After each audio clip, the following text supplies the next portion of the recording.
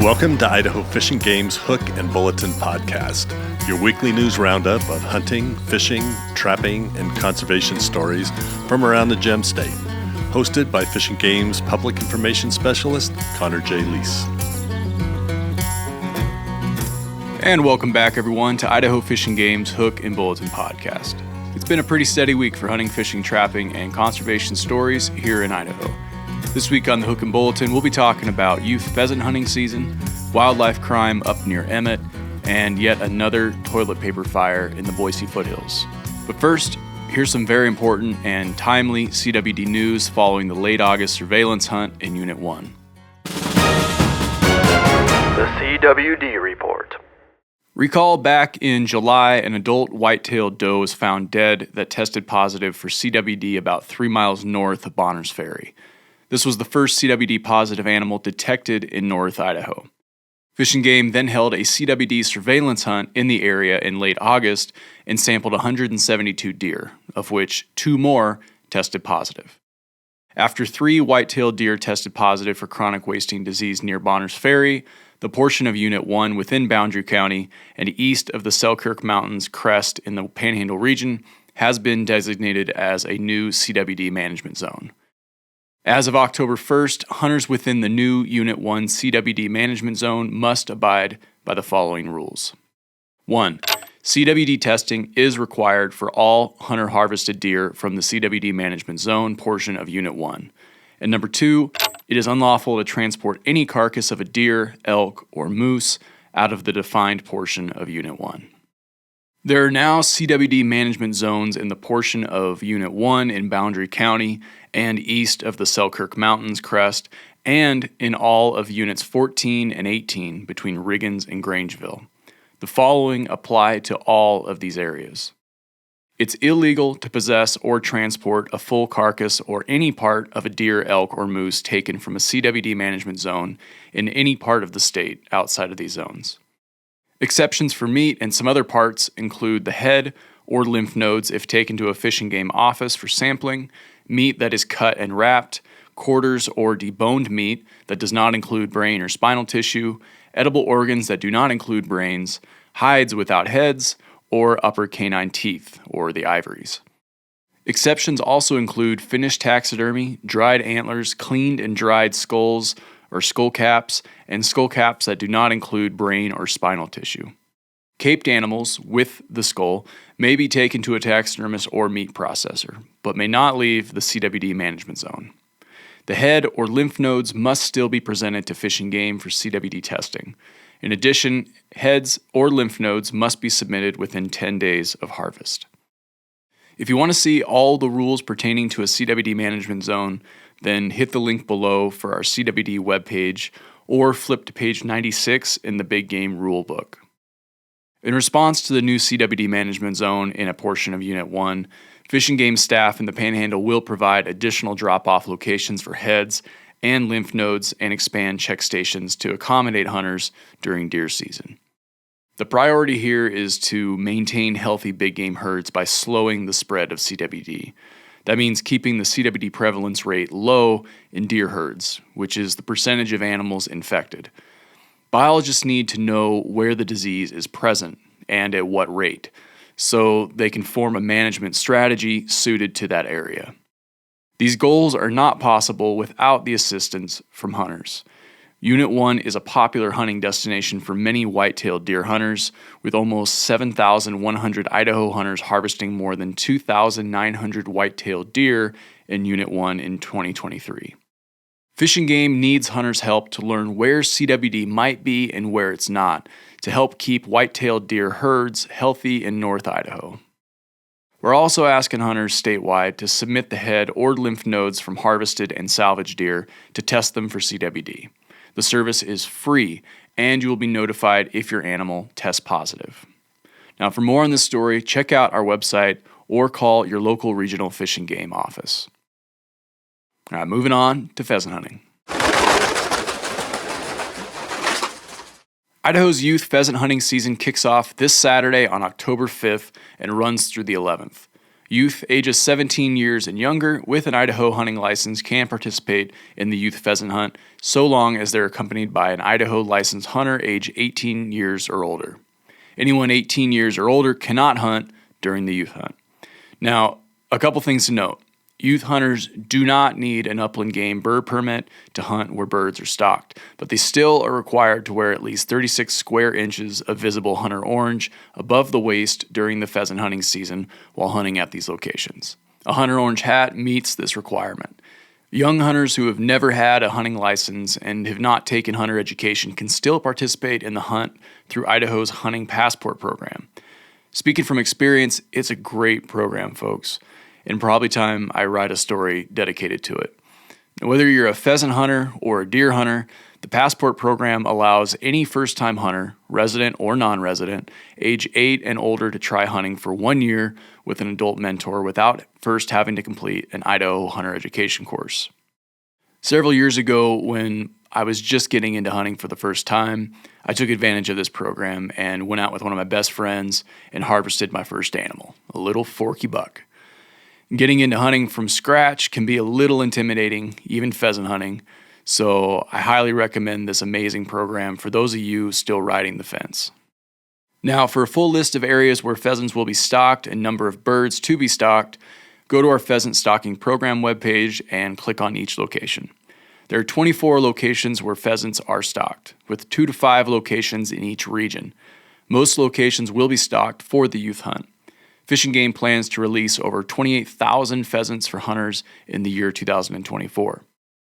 To learn more about pheasant hunting in Idaho, head to our webpage or contact your regional office to speak with a regional wildlife biologist who will be able to help you out. Now, let's just say this next story serves as a crappy reminder of what not to do with your used toilet paper.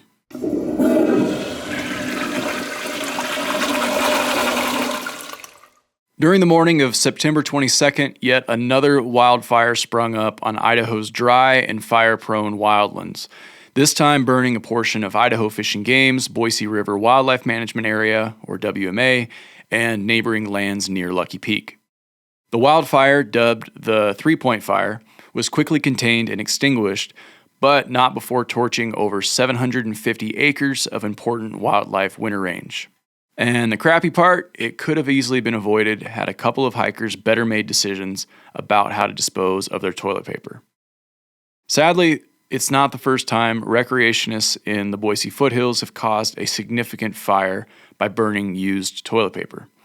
Recall back in 2015, a mountain biker torched a 73-acre section of the foothills after making the same mistake. Fish and Game is urging all recreationists, especially those utilizing its wildlife management areas, to be responsible about where they go, both literally and figuratively. The whole concept behind establishing and managing wildlife management areas is to provide important habitat for Idaho's wildlife. A lot of effort goes into managing these lands for migrating wildlife, native plants, and quality winter range. One ill-timed wildfire and sagebrush landscapes can wipe away many of its qualities as important wildlife habitat for 20 to 30 years of recovery. Fish and Game State Wildlife Habitat Program Manager Sal Palazzolo had this to say, quote, "The Boise River Wildlife Management Area supports one of the state's largest mule deer herds, and it's adjacent to Idaho's most populated area, and that's no random coincidence. Fish and Game and many partners have conserved thousands of acres of habitat for big game and a variety of other wildlife, as well as for recreation. Fires are probably the biggest threat to that land and the animals that rely on it, so a careless mistake can have big impacts for a long time," end quote. Hunters, hikers, birders, outdoor enthusiasts alike, it doesn't matter if the sagebrush foothills got a few drops of rain the night before, or if you think a few scraps of burning toilet paper will be shielded by a few randomly placed rocks. Many of the places we recreate in, walk our dogs, ride our bikes, are home to a lot more wildlife than we realize. And once that habitat is gone, it often takes a lot of time and tremendous effort to bring it back. The variety of vegetation found on many fishing game WMAs is crucial wildlife forage, especially during the winter months. Migrating deer and elk may travel dozens of miles from their summer grounds to wintering grounds at lower elevations, where they use a variety of plants for both food and cover until the spring thaw. Lose those beneficial plants through single and repeat wildfires, and you're often left with vile replacements. Ask any dog owner, hiker, or habitat biologist about cheatgrass or Medusa head grass, and you'll instantly get looks of disgust. Deer, elk, and other herbivores need high-quality grasses, shrubs, and forbs to sustain their diets, of which cheatgrass is not. Here in the West, sagebrush and bitterbrush are king in many big game winter range landscapes. But invasive grasses like cheatgrass and Medusa head can quickly become established after a fire, outgrow beneficial native grasses, and outcompete many higher quality food sources required by herbivores. Folks, with the increases in fire severity and frequency we are seeing in the West, it is crucial to exercise caution when out exploring Idaho's wildlands. Be overly cautious. When disposing of used toilet paper, pack it out or bury it well. Land managers like campfires just as much as anyone, but if they're imposing a fire restriction, it's for a reason. Do the right thing for Idaho and its wildlife. Be cautious with fire. Okay, that's all I got on that topic. Let's move on to a recent wildlife crime story coming out of Emmett. Idaho Fish and Game conservation officers are asking the public for any information they may have about a mule deer buck that was illegally shot north of Emmett near Van Dusen Road in Unit 32. Fish and Game officers were first notified of a dead mule deer located about 13 miles north of Emmett on BLM land on September 15th. After an initial investigation, the responding conservation officer determined that the mule deer had been shot by a firearm and the suspect had removed the head, front quarters, and loins, but left the tenderloins and hindquarters to waste. At that time, there was no firearm season open for mule deer in Unit 32. Responding Officer Dakota Smith had this to say. Given the current condition of the landscape in Unit 32 following recent catastrophic fires, it is particularly disheartening to see illegal activities like these taking place. Our wildlife are more vulnerable in times like these. It is likely that someone has information that could assist us with this case. And if you do have information, that's exactly what you should do. Anyone with information that may be helpful in this case, you should call the Southwest Regional Office at 208-465-8465. Alternatively, you could call the Citizens Against Poaching hotline at 1-800-632-5999 or go online to idfg.idaho.gov/poacher to report online. Callers can remain anonymous, and a reward is being offered for information that leads to a citation. And with that, it's time for the Rapid Fire Bulletin. Idaho Power's North Park Campground and Boat Ramp on CJ Strike Reservoir will close from October 1st through December while the company upgrades the docks between the park and the nearby U.S. Air Force Marina. Boaters can access the reservoir from Cottonwood Campground, Boat Ramp, or Black Sands Resort. The docks being installed at North Park are just the first phase of upgrades. New docks at Cottonwood, the Narrows, and Love Ridge Bridge are scheduled to be installed in 2025. Schedule updates will be available at idahopower.com/North Park. The Bureau of Land Management Idaho Falls District, in cooperation with Fish and Game, will conduct 2 prescribed burns in John Evans Canyon, 8 miles west of Malad in October and possibly into November. The planned burn windows are October 1st through October 7th and October 16th through the end of November. This is to minimize impacts during the first week of the Unit 73 antlered deer hunt. Actual ignition date and times will be determined by weather and fuel conditions. One burn will be 190 acres and the other will be 264 acres. Smoke will be visible from Malad and the I-15 corridor.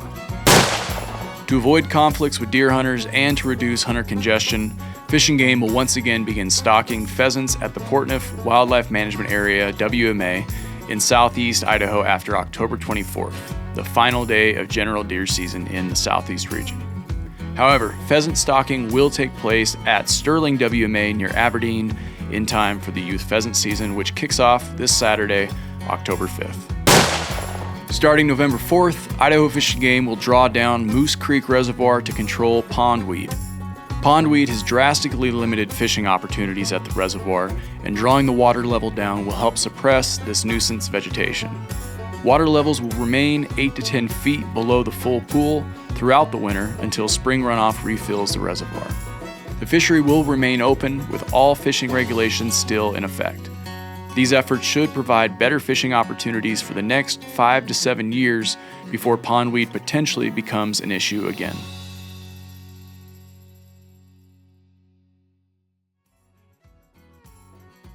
And that's all the news we have for this week. Thanks for putting an ear to Idaho Fish and Game's Hook and Bulletin.